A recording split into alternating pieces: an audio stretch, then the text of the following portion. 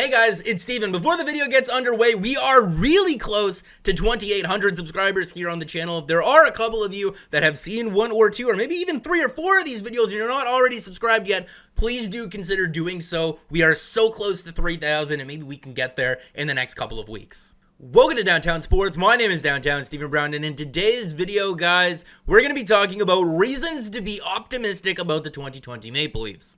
But in today's video, we are going to try to be optimistic about next year's team, and I guess it kind of goes hand in hand with my grading Kyle Dubas and the Maple Leafs' offseason so far and their optimal lineup video, and I will leave both of them linked above the screen and in the description of the video, especially the optimal lineup video because it does explain a lot of what's going on in the screen behind me. But I do talk about it and explain it in depth in that video, and I am going to be going over a couple of things in today's video as well. But the first thing that I want to talk about, and the first reason why I think we should be optimistic about next year's team, is overall team toughness. Kyle Dubas stated that he wanted this team to be harder to play against, and harder to play against, I think it is going to be.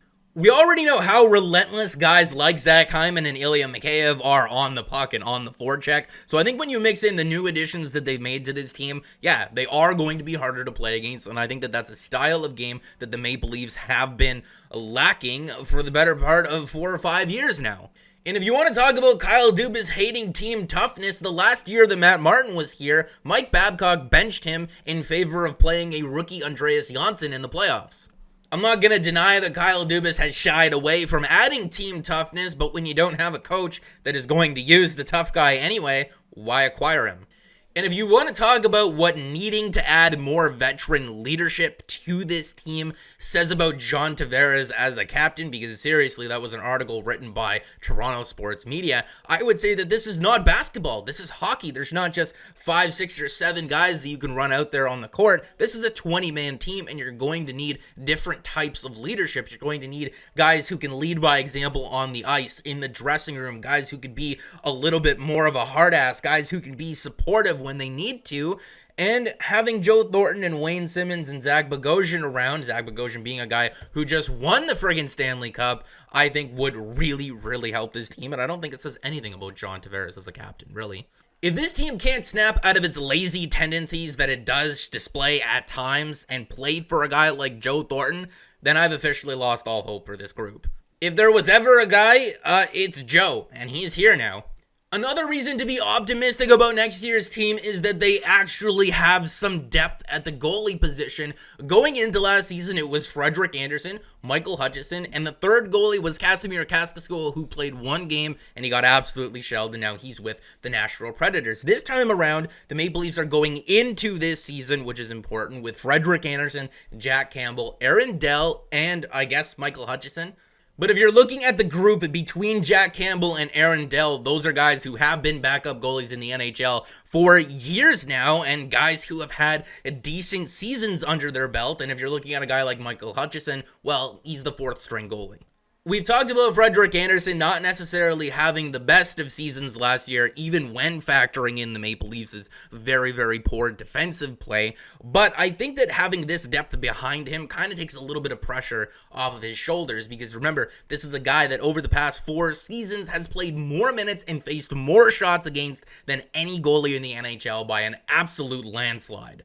Knowing that you got not 1, but maybe 2 guys behind you that can come in and fill in and pick up some of the slack really does help out your confidence, especially when you're not maybe feeling the best about your game. But more on Frederik Anderson a little bit later in the video, because I do want to highlight something that was said on one of the most recent editions of the Steve Dangle podcast.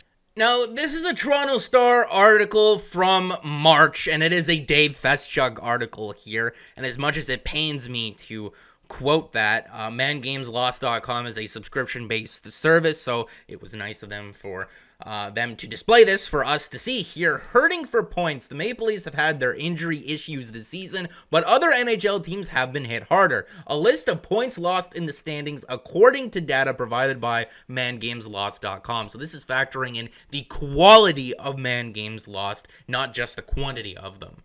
And even though the Maple Leafs are 7th on this list here in terms of standing points lost due to injury, I would like to highlight something.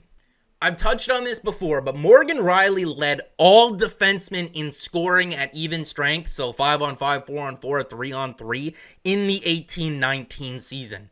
First, the best. He is one of the most premier offensive defensemen in the entire NHL, and the identity of the Toronto Maple Leafs is scoring goals. What that chart, or what those numbers in the previous clip doesn't take into account, is that Morgan Rielly admitted to playing hurt all season long. And when you're looking at his 19-20 season, he wasn't very good. So what that chart in the previous clip is not taking into consideration is the 47 games here that Morgan Rielly admitted to playing hurt in. Well, let's just say 46, because the last game of the season that he played in was against the Tampa Bay Lightning, and he looked so much more like himself. So that chart is not taking into account the 46 games that Morgan Rielly admitted to playing injured in. And if you want to talk about how much the Maple Leafs suck at defense, Morgan Rielly, by no means, he's not really the greatest defensive defenseman, but he does contribute to the overall impact that the defense has on the Toronto Maple Leafs. I'm going to try to be very careful with my words here, because Morgan Rielly is not the best overall defenseman that the Toronto Maple Leafs have. That is Jake Muzzin. But when we're looking at the defenseman on the Maple Leafs who has the potential to make the most impact on the game, it's Morgan Rielly. Now, looking at this list of KHL defensemen in terms of points per game, I can only see individual seasons that go back to 2008 or 2009, but Mikko Laine is another example of a reason to be optimistic about next year's team. If we're looking at individual seasons by KHL defensemen since 2008 or 2009, Mikko Lainen's 2020-2021 season here in terms of points per game, there's no filter on the minimum number of games played, because that is an Elite Prospects premium feature here, but through 14 games, that is the second best in the last 12 seasons, and his 19-20 season is 15th on this list. And if you view the KHL as the second most competitive hockey league in the entire world, and you look at the accolades that Mikko Laine has been able to collect in the KHL, winning multiple Defenseman of the Week awards this season already, winning KHL Defenseman of the Year last season, there is no way that he doesn't make some sort of an impact on the 2021 Maple Leafs. Because maybe you're sitting there saying, well, maybe he just played on a really stacked team. And no, that's not the case. He led his team in scoring last season, and he is second on his team in scoring this year as a defenseman. And I did say I wanted to get back to Frederik Anderson here, because like we've highlighted before, he did not have the greatest 2019-2020 season, but the years before that in Toronto were absolutely remarkable. So like I've said in the past, I am willing to give him the benefit of the doubt. Like I pointed out earlier, the Maple Leafs defense was not the greatest last year or any of the years that he's been here so far. He has been the most used goalie in the entire NHL in terms of games played, minutes played, shots against over the course of the last 4 seasons. So yes, I am willing to give this guy the benefit of the doubt. This would be like being mad at your best friend who is always there to bail you out the one time that he can't get there. I think that Kyle Dubas has done a great job in making sure that this guy is in the best possible situation to succeed by going out there and getting a backup goalie, finally in Jack Campbell, and getting a backup to the backup goalie in Aaron Dell. But like they highlighted on one of the more recent editions of the Steve Dangle podcast, Frederik Anderson is in a contract season. His play this season is going to determine whether he gets a deal that is 4 or 5 years long and $6 or $7 million, or if it's just going to be a short 1, 2, or 3 year deal worth about the same money that he's making now. So I think we're going to be seeing a very motivated Frederik Anderson this season, or at least that's the way that I would like to view it. And the final reason why I'm going to be choosing to be optimistic about next year's team is that I do think that they are done adding for the offseason, but I don't think that this is the team that they are going to be heading into the 2021 playoffs with. Now that guys like Nathan Horton and David Clarkson are off the books, it gives the Maple Leafs a little bit more flexibility in terms of the salary cap. Long-term injury reserve, or LTIR, is very complicated, but for the purpose of this point, the only thing that you need to understand is that it makes it very, very difficult to make in-season trades because you're always pushed right up against the salary cap.